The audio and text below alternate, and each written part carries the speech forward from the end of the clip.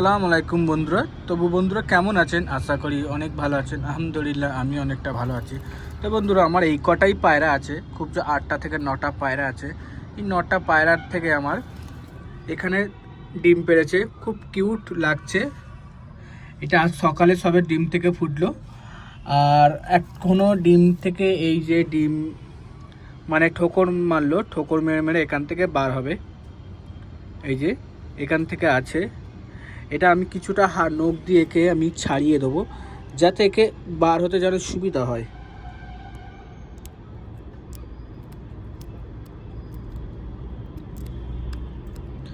খুব সাবধানে করতে হয়। আমি অনেক এক হাত দিয়ে করছি, কিন্তু অনেকটা রিস্ক হয়ে যাচ্ছে। তবুও আমি তোমাকে দেখানোর জন্য এটা কিভাবে করতে হয় ঠিক সেই জন্য আমি করছি। এই যে আপাতত এইটুকুই করেছি, এই এর মধ্যে বাচ্চাটা আছে।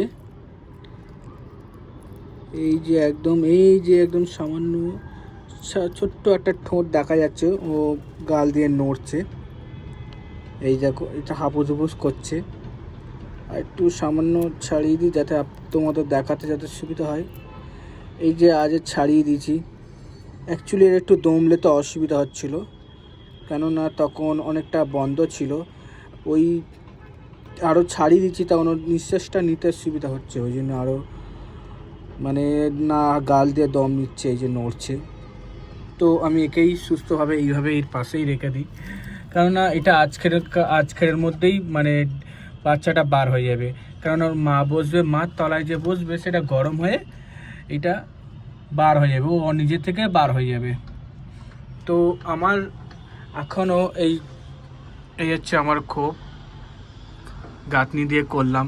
এইগুলো আমার এই সামান্য এইগুলো উপর তো আমার পায়রাগুলো বসে থাকে, কোনো পায়রা উপরে থাকে।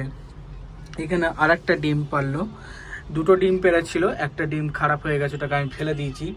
এখানেও একটাই বাচ্চা ছিল, এখানে একটাই ডিম পেড়ে একটাই বাচ্চাটা হয়েছিল, খুব কিউট।